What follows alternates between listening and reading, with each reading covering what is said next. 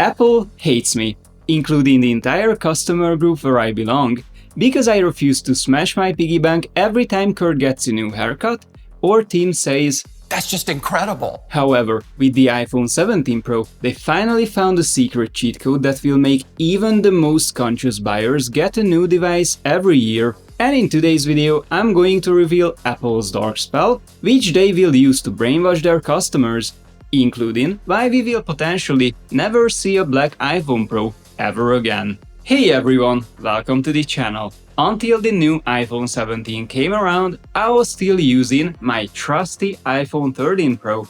And even though I buy a lot of tech such as cameras, drones and microphones, it has never even crossed my mind to upgrade my old phone, which I purchased 4 years ago. Mostly because throughout this period, Apple failed to add meaningful upgrades to this product. And whenever I left it on a table facing down, nobody could tell whether it was the most recent iPhone 16 Pro, an iPhone 11 Pro or anything else in between. Simply because the look of the phone has not changed for 6 years straight. And it is true that Apple sprinkled in minor improvements here and there, like the physical camera button or the dynamic island, but at the end of the day, I found these features more annoying than useful. And this is exactly why Apple had to change strategy this year by introducing a brand new design that is made of aluminum, because they realized that releasing the same looking thing each year without a single meaningful upgrade would not be enough stimulation for old iPhone users to spend their money. According to Apple, the big pro going for this new aluminum body is better heat management.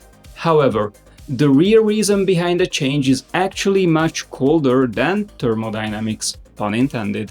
Because from Apple's perspective, the true reason why they had to ditch the old titanium design and switch to the new material is that aluminum can be anodized to all colors of the rainbow. So this way they can release crazy new colors every single year that look nothing like the previous generation. And as weird as it sounds, I think this strategy will work out incredibly well for Apple, because we know from research that among all iPhone users, over 60% of the customers buy the Pro model every year, but the number of users who actually use the Pro features for gaming or content creation is only 7%. This means that roughly 90% of iPhone users, so the overwhelming majority, purchase their phones because they consider it a fashion accessory or a status symbol.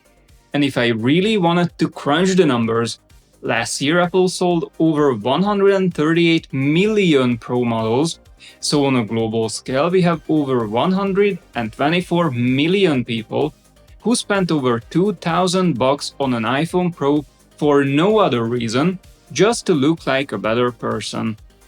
And to a genuine Pro user like me, this sounds absolutely crazy, because it's a clear indication of how deep our society has sunk in terms of values and social norms, because we live among these 124 million people who chose to play Teletubby with their phones instead of going on a vacation to Thailand, for example.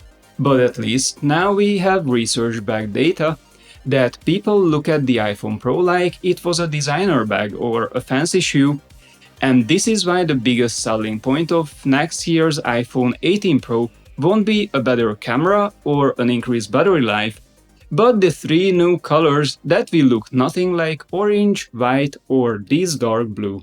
And here we can speculate what the upcoming colors are going to be. And if you have any idea, let me know in a comment, but Apple will definitely release something drastically different from the ones that we saw this year. In my opinion, they will do a flashy neon green, a light tone baby blue, and then something dark like burgundy red or chocolate brown. And on top of all this, they will change the design just enough so old cases and screen protectors would not fit the new phones, because this way they could invent a couple of new accessories that are not backwards compatible, which would further push users to trade in their old phones for a new one. So as you see, Apple is a very unique tech company, because they always cared more about fashion than the actual hardware itself. And I first noticed this when they came out with the Magic Mouse, which you had to charge upside down, and using it was just as intuitive as opening a soda bottle with your butthole. But it looked distinctively different from any other mouse on the market, plus it was expensive, so the fans bought it because they wanted to look cooler than those people who did not have the money for it. So, following the same logic, Apple came up with the new Aluminium body, because they can use it to force people into upgrading. And then later they came up with a justification why aluminum is actually great for the user.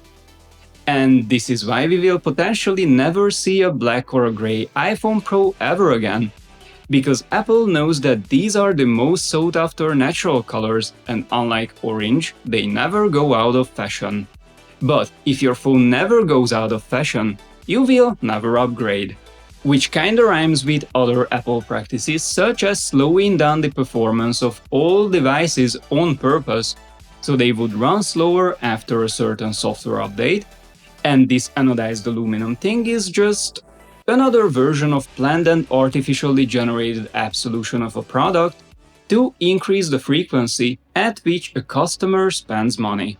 If you wanna blue pee yourself and believe the fairy tale about thermal management, I don't blame you.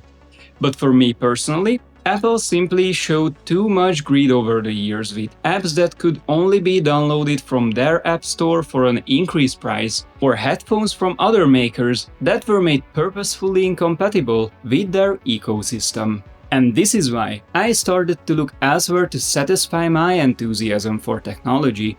To bring up an example, DJI became one of my big favorites because they always come up with products that are truly innovative, like foldable drones or unbreakable action cameras.